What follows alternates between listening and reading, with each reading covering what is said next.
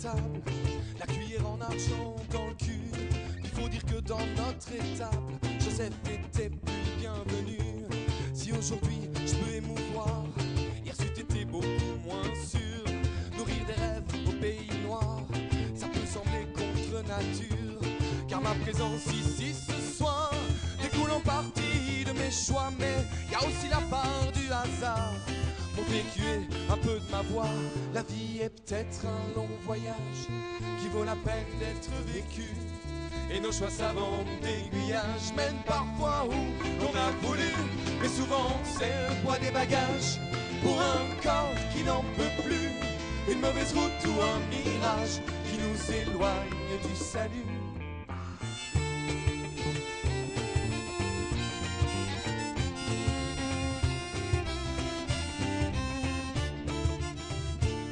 Dès la naissance, la pièce commence, le destin entreprend son œuvre.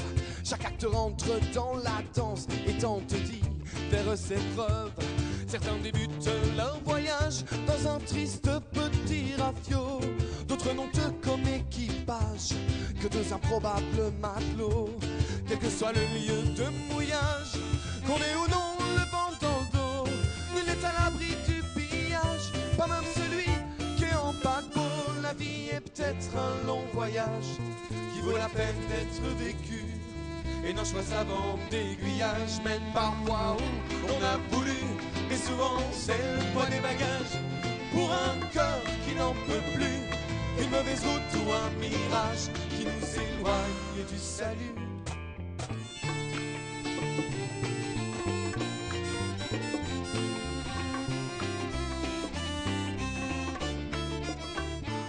Après quelques années seulement, les courants, les marées, les vents nous ont inexorablement éloignés de nos rêves d'antan.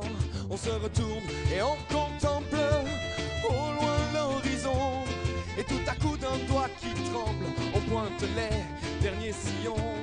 Dernier sillon, dernier maillon, avant de mettre pied à terre. Nouveau départ en nature, qu'on va pouvoir montrer ce qu'on sait faire. La vie est peut-être un long voyage qui vaut la peine d'être vécu. Et nos choix savants d'aiguillage mènent parfois où on a voulu.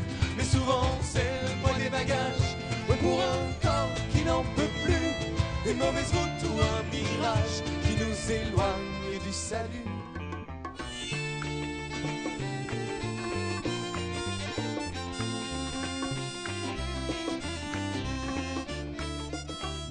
J'ai été abordé par tant d'âmes égarées, tombé trop tôt du trottoir pour une route qui s'égare.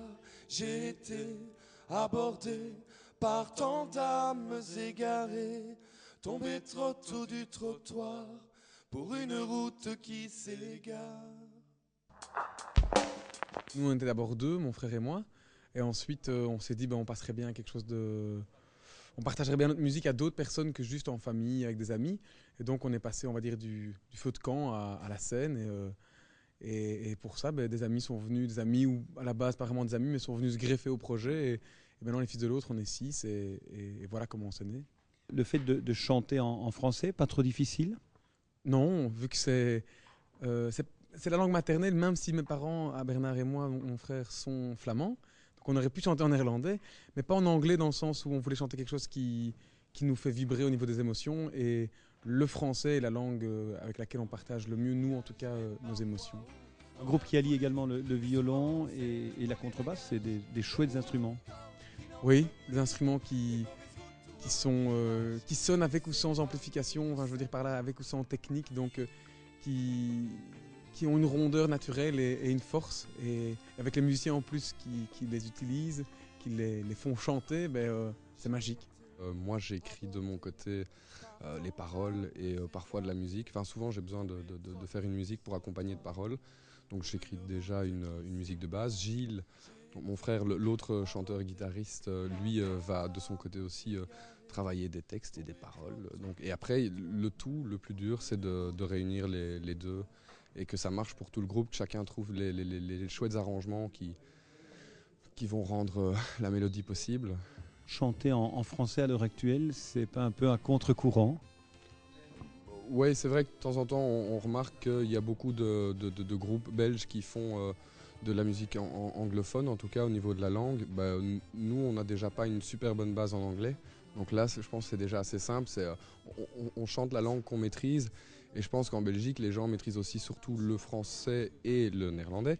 Donc on chante en français pour toucher un maximum de public. Parce que c'est vraiment je trouve qu'on met du cœur dans le texte, on met de l'âme. Et donc c'est important pour nous que les gens comprennent le mot précis, comprennent le sens, même le sens caché d'une phrase. Bref, que ce soit clair, que ce soit transparent pour les gens.